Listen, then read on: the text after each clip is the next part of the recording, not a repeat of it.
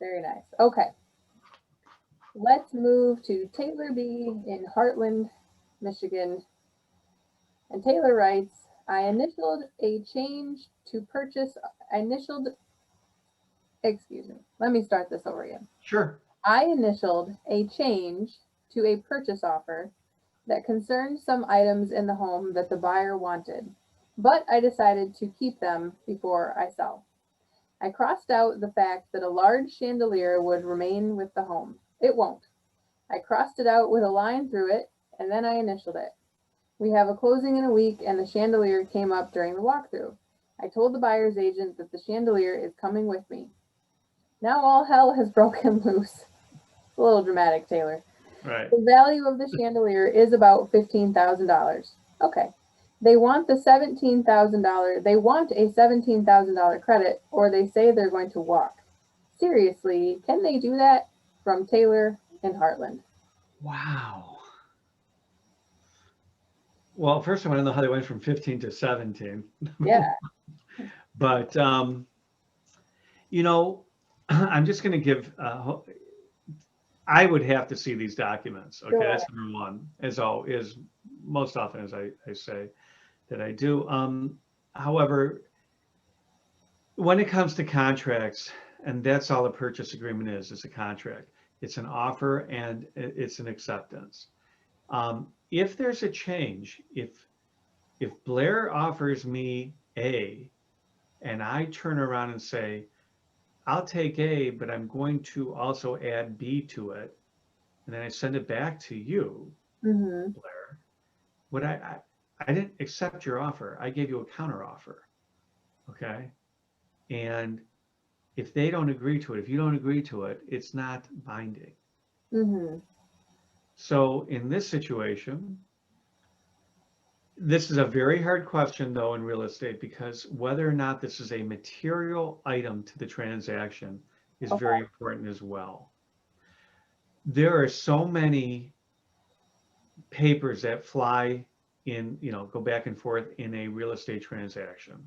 Yes. And the best thing to do is for the parties to keep it as clean as possible with usually with a realtor. There should be addendums. There should be, the document should be reviewed immediately by a discerning eye to make sure that there are no counter offers or rejections in the document.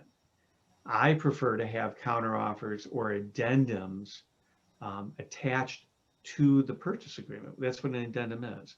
So crossing something out and initialing it is actually the right way to go.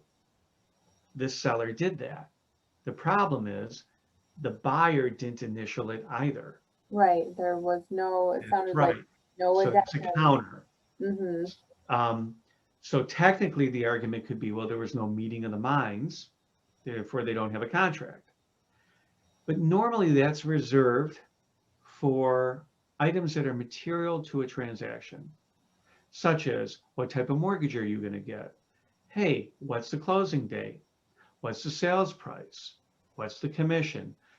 Big items like that are considered material to a transaction. The chandelier, I don't know if that's going to be considered material. It's an expensive chandelier, no doubt. I don't know, I don't buy chandeliers every day. I don't know how much they should run, but it's obviously an important item to this seller. And by the seller changing it, initialing it, they actually rejected the first offer. Okay. And so I believe there's no contract. Okay. Wow. Yeah, I believe it was a counteroffer and then they let it go this far. Now, Mm-hmm. in this real estate market, the question is, well, do you really want to get that far? I mean, do you really want to kill a deal? There's so many people, there's a practical side to this transaction as well. Do the buyers really want to kill that deal? Right now, it's so hard to find a property that, their offer is getting accepted, right?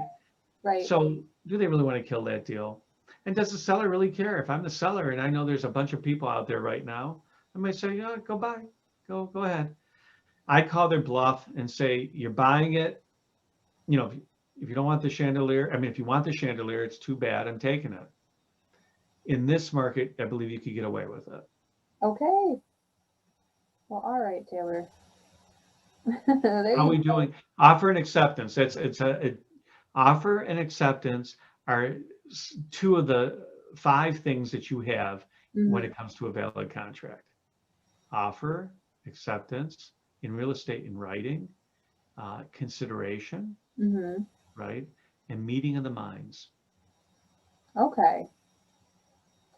Now, just for my own curiosity, Sure. there's the section in your purchase agreement about the miscellaneous items that will be going with the house, such as Yeah, window treatments, appliances, etc. Let's say that's where I think this was that's actually. where I assume. So let's just say I said I'm going to include all of my stainless steel appliances with the home sale. And then we both sign that. I'm the seller and they're the buyer and we both sign that. But then I'm looking it over on my own time at my own house on my own copy, and Yeah. I just say, well, I think I'd really like to take my refrigerator, and I cross the refrigerator off and I initial it. Is that what occurred in this, or? Well, I'm not sure, but it seems like he crossed it out. Mhm. So from my understanding, he's doing it, he didn't accept that. Now, it changes the whole thing. If it changes the whole response, if Mhm. he did that at a later time. Sure. And that's what I'm wondering is Yeah, if he, when yeah. So when we do need to know the timeline when it was done. yeah, I automatically assume that when he received the offer is when he said, no, I'm sure. keeping the chandelier, you see?